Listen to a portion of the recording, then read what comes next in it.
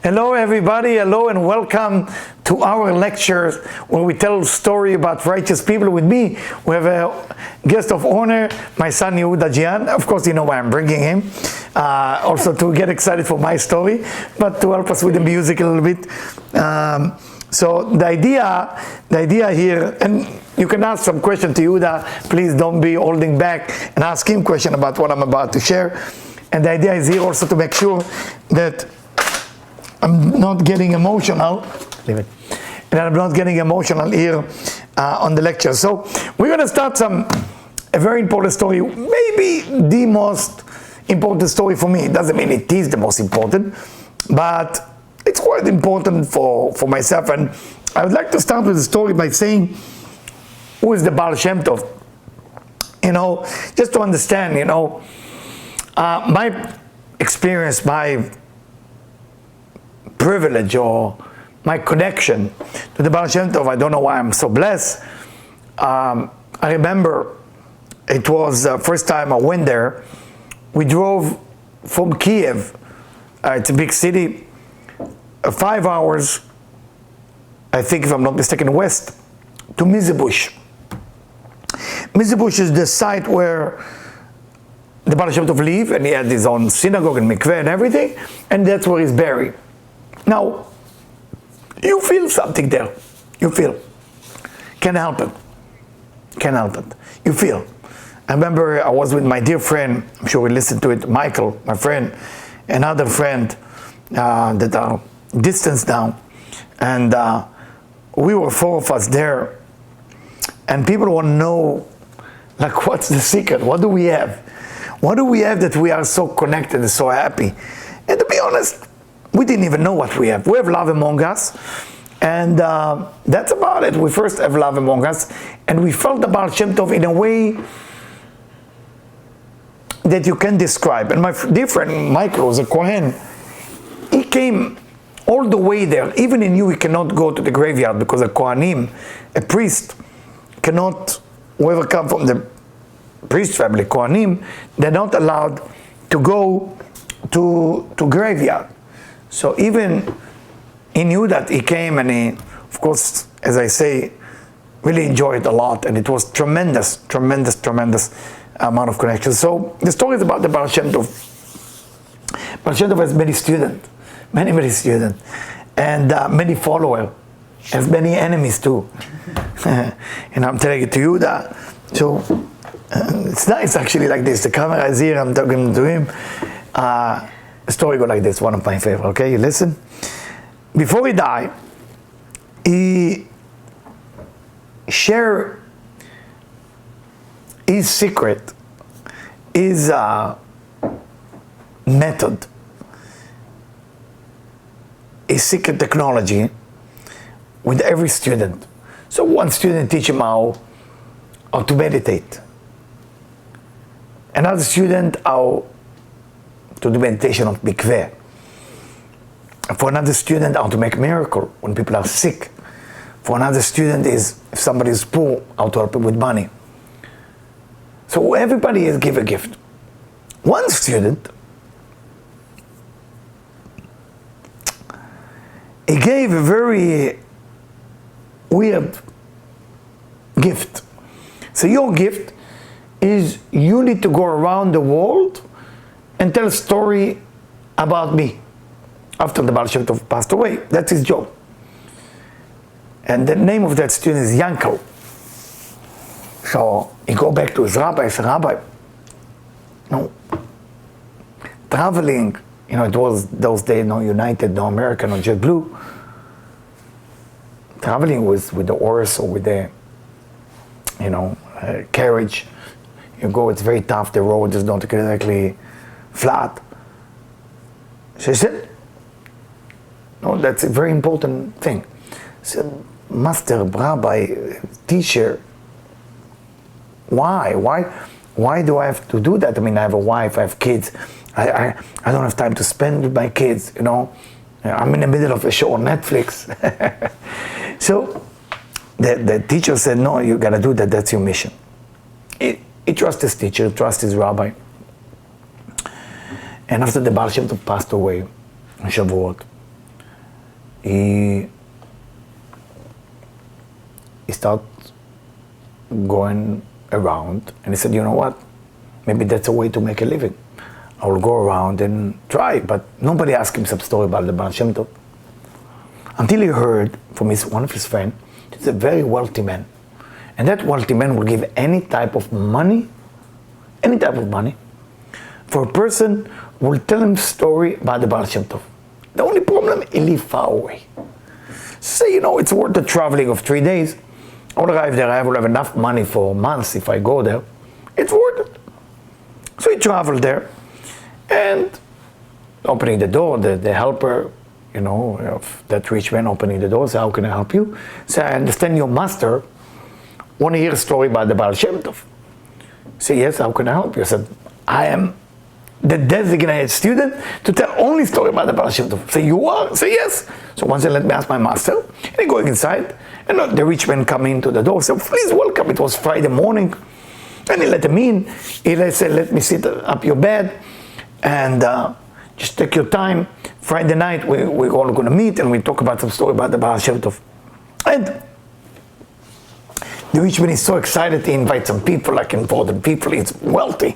He can invite anybody he wants from the government. And they put the food on the table, any type of food you can imagine. 5 types of fish, 5 types of chicken and meat and everything, soup, everything, bread. And there's serving dessert. And I said before, it's not dessert. And the grappa,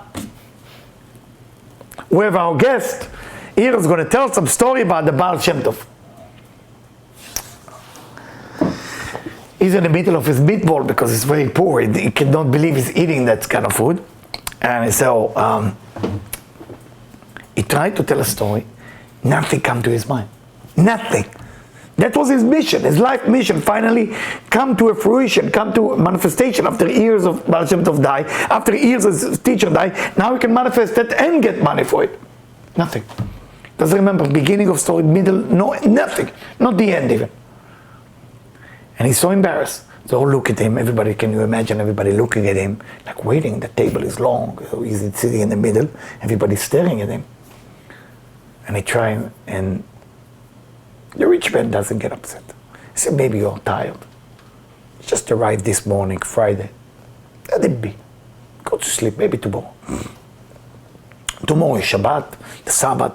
Everybody go to synagogue to read the Torah. They come back after the lecture. The rabbi give a lecture. They come back. Again, big meal. The eating, what a feast, what a wonderful thing. And no, you got a story, dessert. He's doing like this. And he said, listen, I don't know what to tell you, but nothing came to my mind. Just nothing. So the rich man stopped, big, not upset, but disappointed. Third meal, the rich man doesn't invite anybody anymore, just him and the poor. He doesn't even ask him if I remember the story. He just look, he's sitting like this, he does the blessing and the fruit and the food and the bread. And he just give him the look to the end of the table. It's a long table, so he does look at him like, the poor man, like, doesn't even, he's so embarrassed. He said, I don't remember anything. Now, this guy was designated to remember thousands of stories of miracle about the Baal Shem Tov. Nothing. So, of course, third meal is coming. The rich man, not third meal, start of the night. Usually, start of the night, people make a meal or light a candle and all this and that. It's beautiful. The rich man is very depressed. He was happy to hear some story. And he takes some money and he give it to the poor man. He said, this is money for you coming here. He said, no, but I didn't tell any story. He said, doesn't matter. At least you were embarrassed. You were not feeling good. And I understand that you went through something. I don't know what it is. And I believe you, you know the story. You maybe forget. Here's the money. If one day you will remember something, please come back. You give him the money. So the poor man is so embarrassed. But in the same time, he is so appreciative that the rich man was not being too meticulous. He was impressed. That was impressing him. So he's going away, and we talk about 3 days traveling, going away, And it's midnight, it's night, you're looking for a place to park, the horse, the wagon. Then he remembers the beginning of a story. The problem, he doesn't remember the whole story. He said, should I go back? It's embarrassing. But never know. So he go back. He arrived there at 1:30 a.m., really midnight. So he knocked on the door. And the helper who usually works there is not working that time. Who's opening the door? The rich man. The wealthy man seeing him, says, everything's all right. You have enough food or water for the way. He says, sir, I don't know how to tell you this. I remember part of the story, not the whole story, just the beginning, but I don't remember the whole story, so I don't know if you want to hear it. He said, please come in. Let him in, give him some teas and cookies. He said, sit down. He said, please, what's the story about? He said, well, many years ago, the Baal Shem Tov saw with this prophecy power that there is a man who want to destroy a certain village. He was a very evil man. Very evil man. His mission was to destroy every person who practiced spirituality. That was his mission, to kill and to destroy the city itself, the village. When the Baal Shem Tov saw that, his teacher, he traveled to that village and said, everybody stop everything, take Tikkunei HaZohar out, start reading Tikkunei HaZohar with me, and as they read Tikkunei HaZohar, a miracle will happen. So they sit together, everybody reading Tehillim, some Tikkunei HaZohar, some Zohar, they study. A messenger came in the morning that individual, that person, the evil guy, decided not to do it. But I don't know the continuation of the story, sir. I'm so sorry, he said to him. I'm so sorry, I don't remember that. He looked at the face of that person, he's still crying and happy at the same time.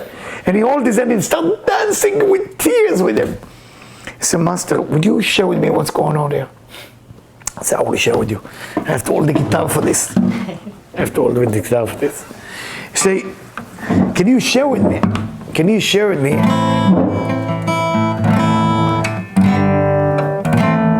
He said, of course I will share with you. So, okay, what happened? He said, well, that evil man was me. It was me. I met your teacher. And it was my mission to destroy this village of spiritual people. When I met your teacher, I met him for one reason. I said to him, Baal Shem Tov HaKadosh, Holy Baal Shem Tov. I felt I want to kill every spiritual person that exists. That's me. I'm evil, I'm strong, I'm big, and I'm rich. And my grandfather, who died 20 years ago, appeared physically in front of me and told me that I cannot kill this village and I cannot kill nobody in that town. When I saw my grandfather come back to life, I was so scared. And my grandfather came and told me, go talk to this rabbi.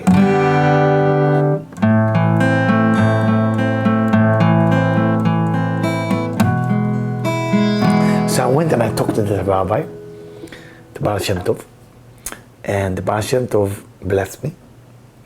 And I said to him, Baal Shem Tov, I did something very bad and I want to do something very bad. What do I do to fix it? So I will clean my soul. I don't want my soul to be dirty. He say, I tell you what, you work on being kind, you work on giving charity, you work on being a nice person to everybody. He said, how would I know that I fixed that problem? He said, the day that somebody will come here and tell you the story about you without knowing you, you know that you fix yourself. What do we learn from this story, everybody? Sometimes we're doing something so negative, so bad. It's very difficult. It's a en asir motzi את עצמו בית האסורים. The prisoner cannot release himself from prison. You need another person, you need another. We all need Baal Shem Tov in our life. We all need a real Baal Shem Tov. We don't need the tzaddik. Somebody who's seeing us something that we don't see in ourselves. Somebody who's seeing us the importance of our creation.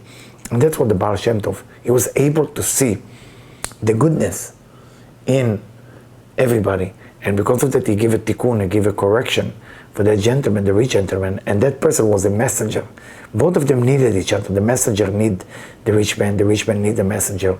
And of course, I don't need to tell you, he left with half of the money of that rich man. That's the amount of money he gave him for thanking him. And he took care of all his business, all his life.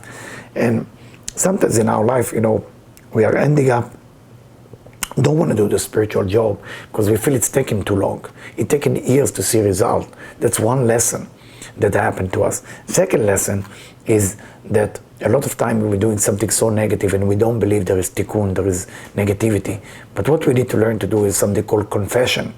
And the confession, when you talk to somebody who loves you about negativity, your words coming from your mouth into the ears of the person who's listening. And because it's going from your mouth to their ears, to their ears, they can cancel all negativity. Please remember this story, because a lot of time when I read this story and I listen to this story, we are not appreciate many concepts in life. How many of us tell a great story, miracle story, not about ourselves, about others? How many of us tell great story about another human being? A lot of time we like to tell a story about ourselves, but we're not that great to speak great about others. Today we have a profession called influencer. What is influencer? It's people you pay money to tell a story about you. In the old days, you didn't need an influencer because the people who make the miracle was so great. And the people who talk good about them, it was like, how can I not tell people about that person? So you and me thinking which song will fit here. We have many songs that will fit. But the concept, sometimes we are in pain. And when we are in pain, things are not working. So I have that song. I'm looking for the chord where they put them. Oh, here's the chord. So I'm looking for that chord. And singing it is not easy because, again, the first person to sing and tell story that I met is Rabbi Shlomo Karlibach. Rabbi Shlomo Karlibach. I met him 2 times. God bless his soul. And I know where he's buried exactly, in Har HaMenuchot. But what can I tell you about Rabbi Shlomo Karlibach? So I met him in Argentina, 1993. And it was too much politics wherever he was, so they didn't let me in. And I was very angry about it. And he found out where I live, and he found out where I am, and he found my phone number, and he called me to apologize. That's a Rebbe, my friend. A Rebbe who was able to feel pain of another human being. Wow. I didn't tell him I'm in pain. I didn't even tell him I was there. I didn't tell words to him. He just found out that I was there. And I was staying in Argentina in Juncal and Suipacha. It's a corner of the street. And he found my number there. And he reached out to say, I heard that they didn't let you in. And I would like first that you forgive me for that. Say, it's not your fault. Say, I was there, it's my fault. And I'm telling you, every time I'm thinking about it, this is, wow. It's not his responsibility to ask for forgiveness, but it was. So that's Rabbi Karlibach, guys. Those of you who don't know, tremendous man, tremendous soul, tremendous individual, believe in what he does, and don't care about the surrounding of people. He just care about how can he bring simcha, how can he bring happiness to people. So we'll try to sing it the best we can because it's not the easy song to sing. It's called Ana Hashem.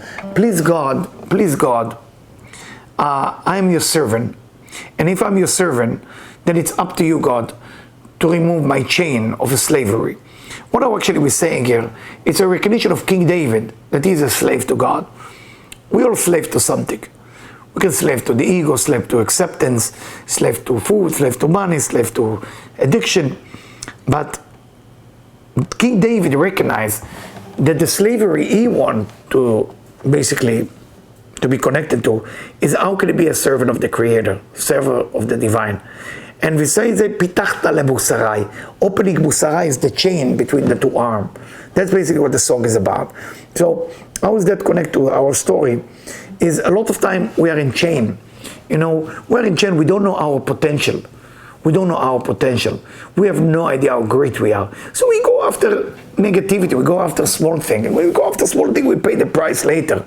If you are patient and you think it big, the Creator will ground you. Don't worry about it. You have to believe. You have to stop with the doubts and believe the Creator will ground you with everything great. And if you believe in it, you will have as much as patience as you want. But if you don't believe in it, then of course it will take some time. Do you want to add something, my son? No? So I'm just going to try the chord.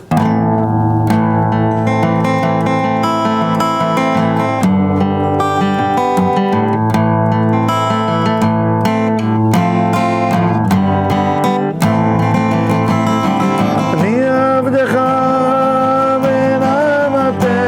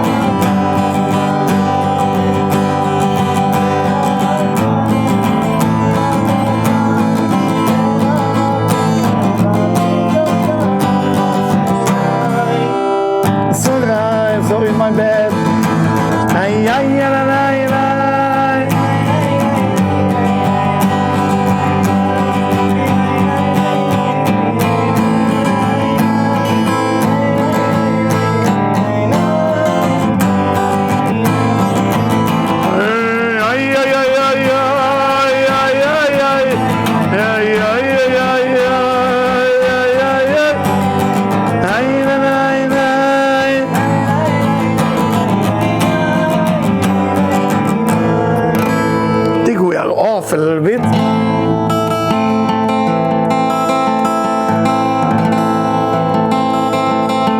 Join me, okay? After join. Let's try again. Nine, nine, nine, nine, nine, nine, nine, nine, nine, nine. Join me.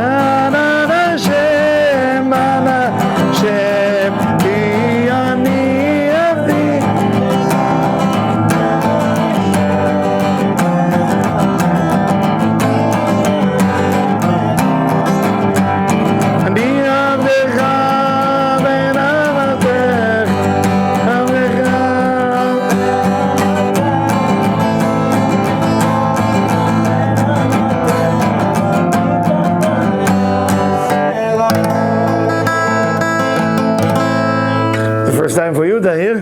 We're getting there, we're getting there, we're getting there. What song is your favorite, Yuda? Which song? What story is your favorite? Oh, this went off, so that's what everybody feel. I love it when it's live like this and we tune it. Oh, now it's better.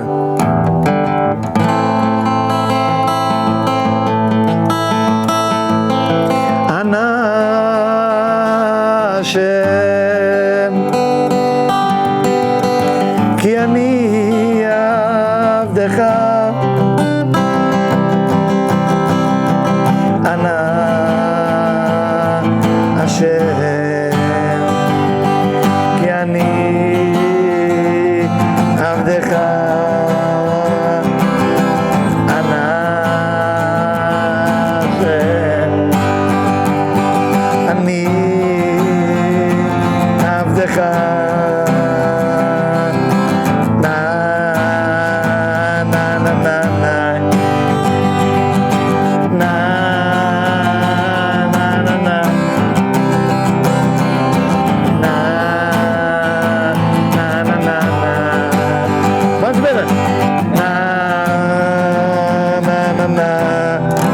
tell them more story. There is a story here that Ima like it very much. You like it? It's my favorite. You want to tell it?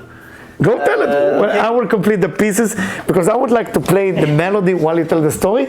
So go ahead, you can read it if you want, and I will play music with your permission, people. Is everybody okay there? Yeah? No complaints? On the voice, on the melody? I don't know if I can pronounce all the names of the cities. No names. No names of city, no name of people. You call it teacher. Every time there is a name, there is a teacher. Okay. So there was once two sages, two teachers that were the best of friends, but they had completely different outlooks on life.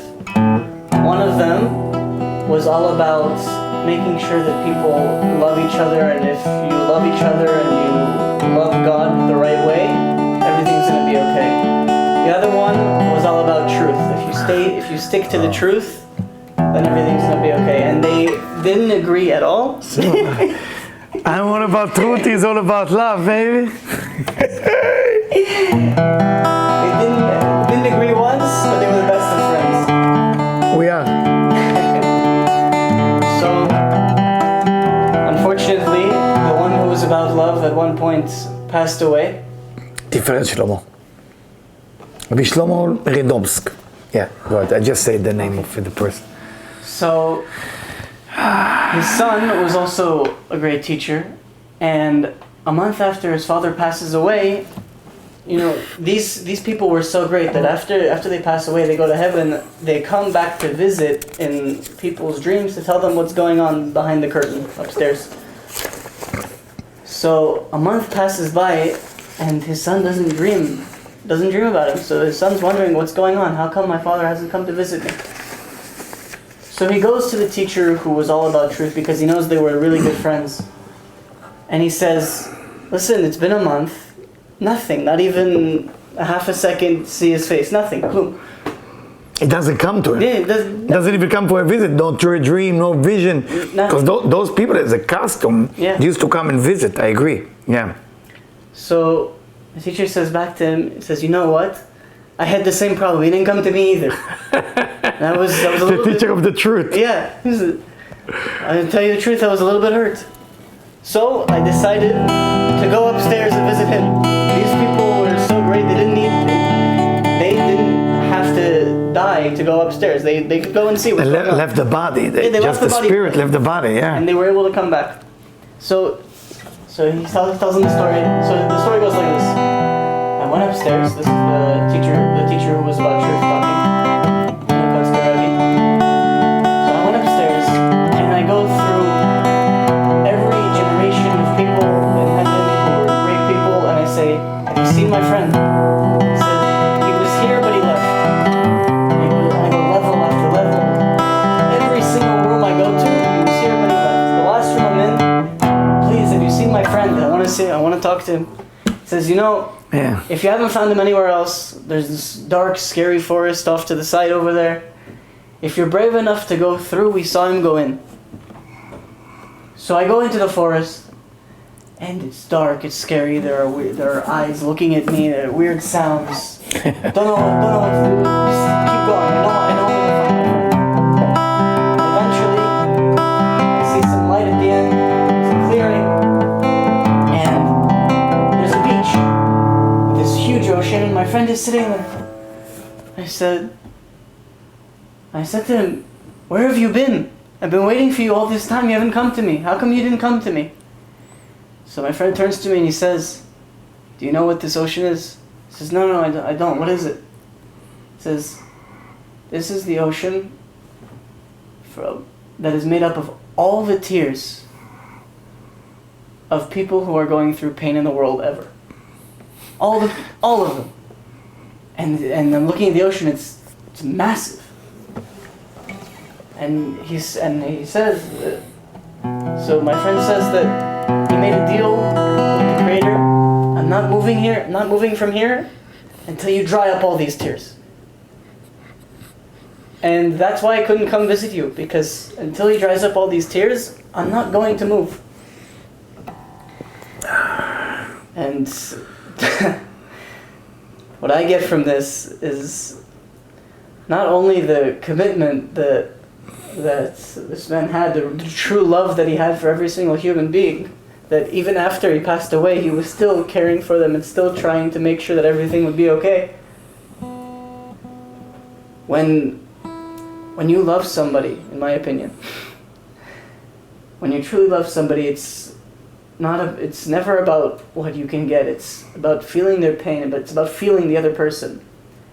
And this was like the prime example of feeling the other person so deeply that even after he passed away, he's still feeling other people's pain. Beautiful. And that really got me. For me, what this story is, the tears.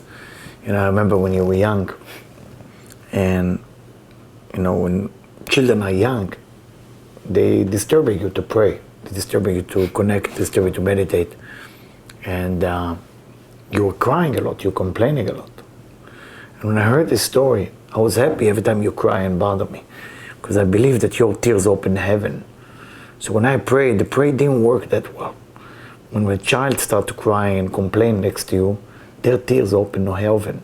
After all, the Talmud writes that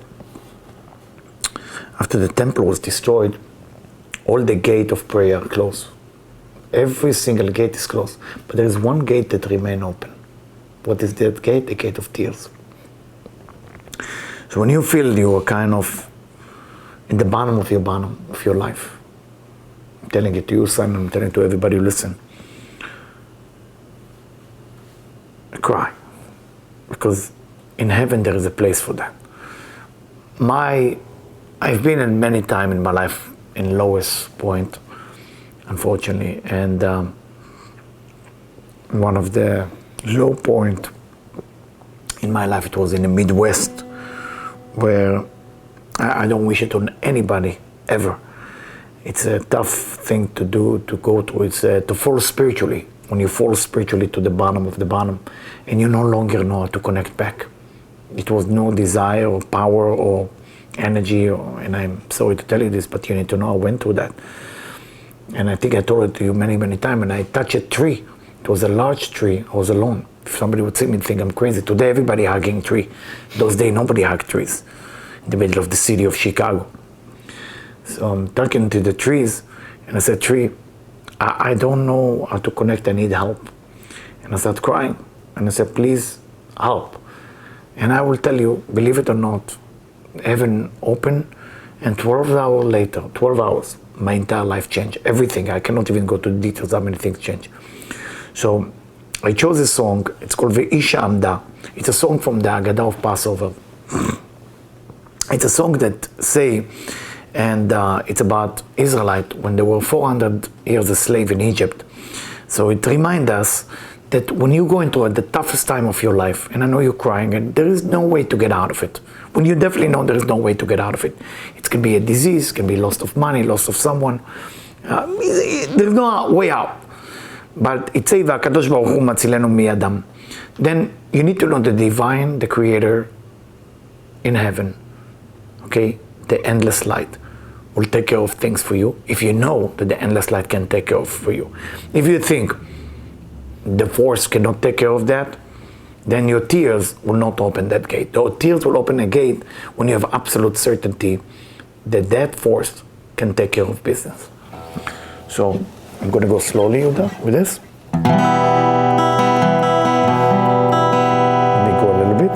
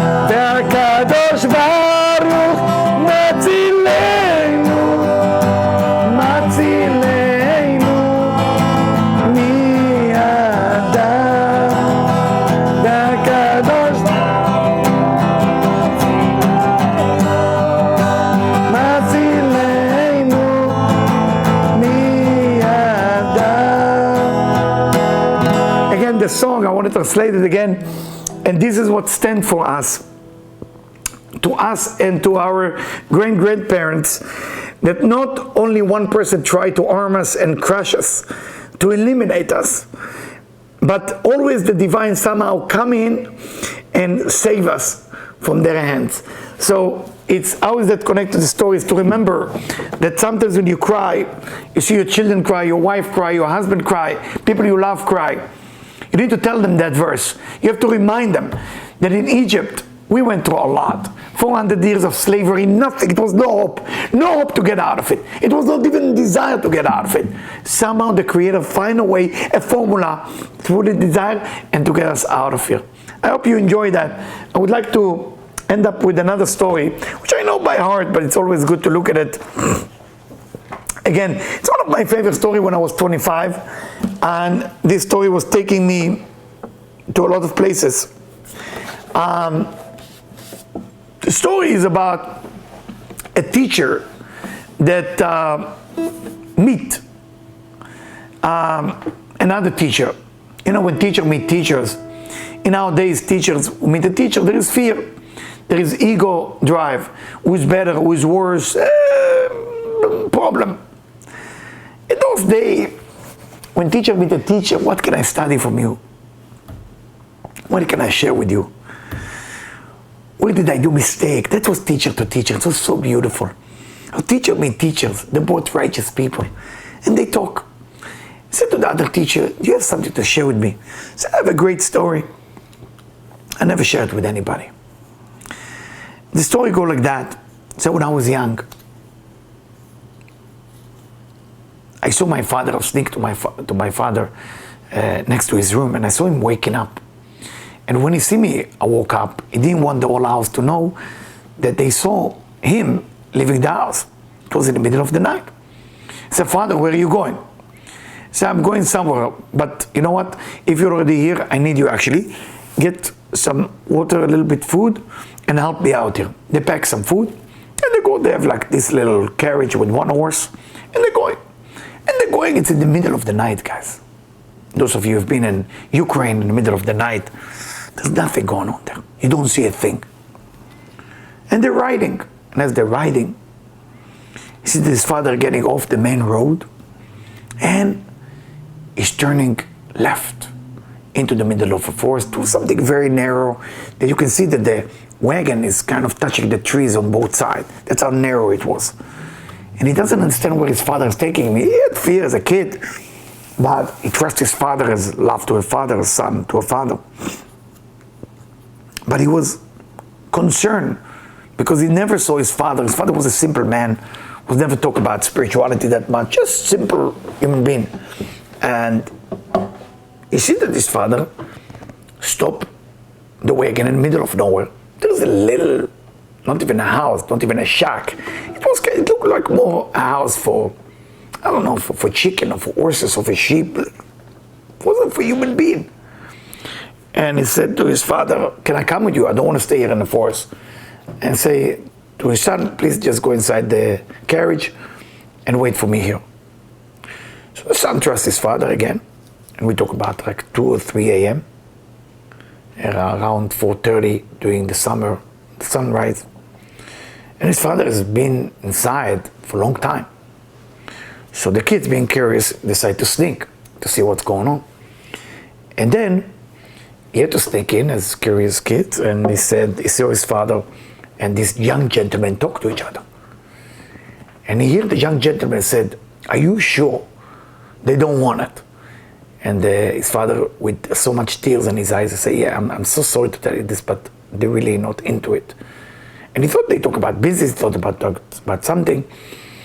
And the father cries so much, and the father cried, the young gentleman start crying, and they hug each other for about 20 minutes, crying on each other's shoulders. So much pain. Then the father go back on the carriage and the wagon, and they go back home. And the son say, Father, I saw you talking to somebody there. Can you tell me who it was? The father said, I cannot tell you right now. And they're going back. And usually those of you who know what the Sabbath is, during the Sabbath, you know, whatever was rough during the week becomes soft during the Shabbat. If you have a tough time on Monday, when Shabbat arrives, it's not just because the food is energy of mercy. You can actually relax, you can actually talk different. So at that time, the father usually bless the children during the Friday night. Why they're blessed? Because he carried that blessing from Jacob all the way to the children. And he said, Father, would you tell me who the person was? He said, yes, son, if you really ask so nice, I will tell you. So who he was? So that person was the Messiah. The Messiah from the house of David. Those of you who don't know, in the end of time, when all this chaos will be over, usually the prophets say that in the end of the Prophet Isaiah, in the end of time, we will be blessed to have the Messiah from the house of Joseph and the Messiah from the house of David coming together with Moses and Elisha the prophet. So that was the Messiah of the king of David. And he said to him, that was the final Messiah. So we are going to be okay. He said to him, not exactly. So why? Say the son. He said, well, I went to deliver to him a message. Your father is one of the 36 righteous people in the world. And we need to know, I don't know if you know what the 36. The world does not operate by itself. The world has 36 spiritual people who are holding this physical world to make sure that it's safe. Right now they're working very hard during the COVID-19 to make sure we're all safe.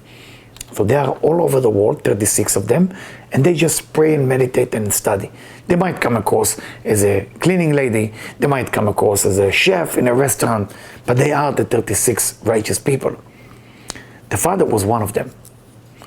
And he said to the son, I went to deliver to him that he asked me, can I come already? Can I come to finish the job? Can I come to remove chaos? And I told him that people don't want him yet. They don't have a true desire for him. People have more desire, like today, people have more desire for luxurious things, for recognition, for people to love you, for certain music. How much desire you truly have for this chaos to end? How much desire you truly have? We're thinking so small. We're thinking about our own little thing. Who's going to love me? Who's not going to love me? How do I write some nice book that will sound good to everybody? We're not thinking about that concept called the Messiah. We don't.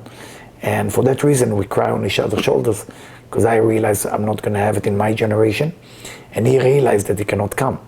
So what we learn from it, that the Messiah is always waiting for us to want it. The question I want to ask you, do you want the chaos to be over? Or you can't wait to see your next episode on your next Netflix show? What is it going to be? A Netflix show versus the Messiah? And it's not that you should feel guilty. It's about education. You know, when people don't appreciate, it's not because they're bad people. I know a lot of people who judge people who don't appreciate.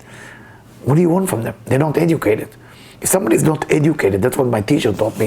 If somebody is not educated, they cannot appreciate something. You only appreciate something you know exists. If you understand that if Messiah from the house of David will come, it will be no more COVID, it will be nothing, it will be no American airline, because we all will be able to fly, as Rabbi Avraham Azulai write, and it will start in Jaffa. That's a place people start to fly, will be first, and the place resurrection will be, it's in the Mount of Olives in Jerusalem. So the old prophet agreed that that's what's going to happen. But we don't have enough people who want it to happen. We want too small of a thing. And that's a story that touched my heart a lot, and I think it touched Yuda's heart today when I shared it with him. So it's kind of this. Let's see what song we can sing to bring the Messiah. What? Put the mic in the middle. It's good you cannot hear me. You can hear you as well. So I don't know where to put it. Put it in the middle. It's on my shirt. Oh, okay. So, okay, get closer to me. Get closer, yeah. Kiss me if you want. This is a song. I want to share with you about this song. I used to go door to doors in many places in my life. One of them was Staten Island, New York. I don't know how many of you know Staten Island. Staten Island. Psh. When you're doing holy job, every street become holy. There is a street in Staten Island called Travis. That's the name of the street. It's a downhill street. Oh, you meet so many souls. Then you have a street of the poor people. Poor people. I think it's called Pennsylvania Avenue. It's on Brooklyn. It's the poorest people in Brooklyn. You go there. You listen to the pain of people. You listen to the pain of people, and when you sit with them, you cry with them. I met so many people there that shaped my personality, make me appreciate life so much. And while I was going there, I was always singing that song to myself with this exact melody to get me going, because sometimes you fall apart. Sometimes you become weak, your leg is painful.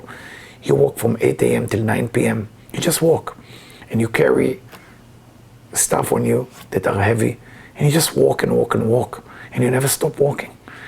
And you're helping. And not all the time you see the holiness in your job that you do. But when you meet those people that have no food to eat, and you're helping them, those people who let you help them make you actually fulfill. So I hope that after this lecture we will raise our desire to the level of I want that concept. Now when we know what Messiah is, I want it. And I can't make you want it. I can get you even motivated to want it, but try to sing with me if you know the song.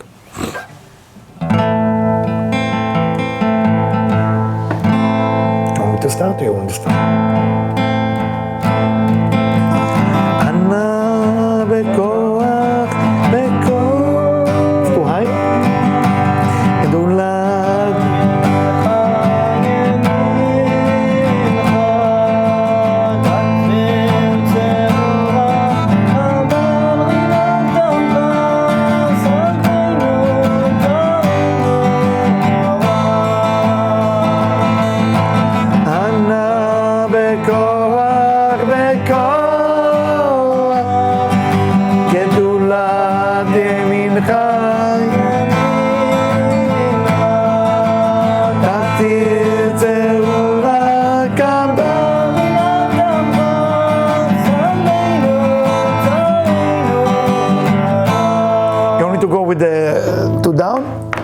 It will be easier for you. Whatever you want. Gotta stay on tune. There's people listening to us live. Better?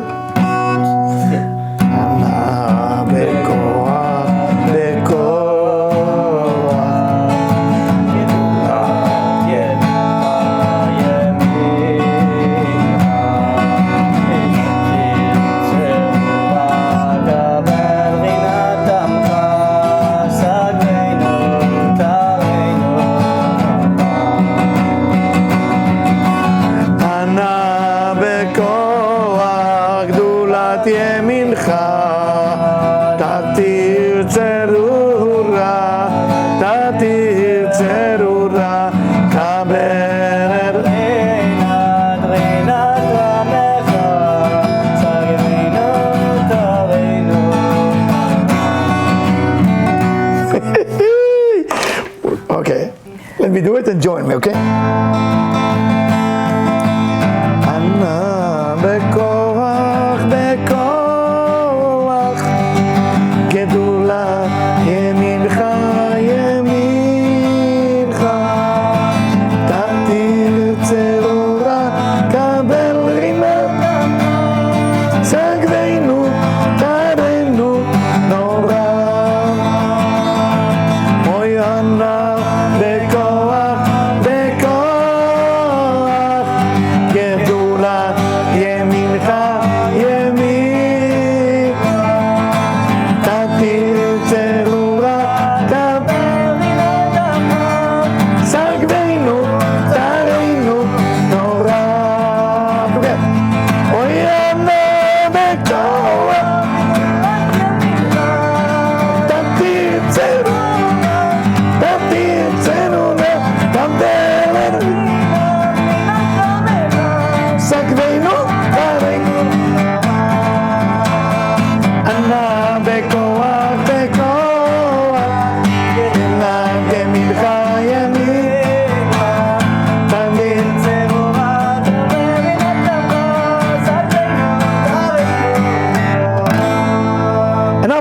we're going to sing a song that Yuda like very much. Where is the David? Where is the David? Where is the David? Oh. So for the end, we're going to sing about King David. We know that King David. What can I tell you about King David? Oh, King David. King David, oh, King David. King David, what can I say about King David? King David, from him will come the Messiah, my friend. And King David was doing one thing. one thing, one mission, being happy. You know, today I had a radio show with that spiritual lady. They're expecting this, me, serious guy, wrote about some spirituality, mystical, and talk to the dead, and talk to the spirit, and read the face, and healing the people. Be a little bit more serious. No, Eliyahu's not going to be serious. I'm the laughing billionaire Arthur. I'm laughing. That's what it's all about. King David is the roots of everything. Ready?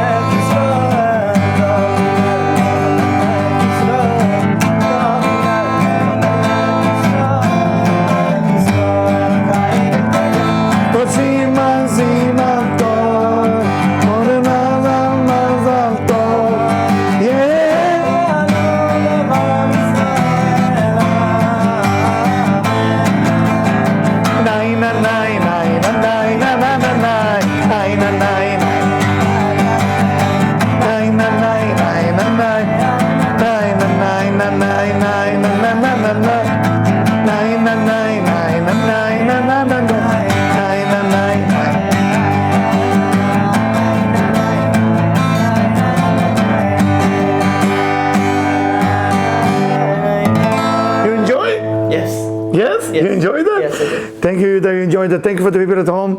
Hopefully you enjoyed the story. Please share it. Share the song. Share the beautiful.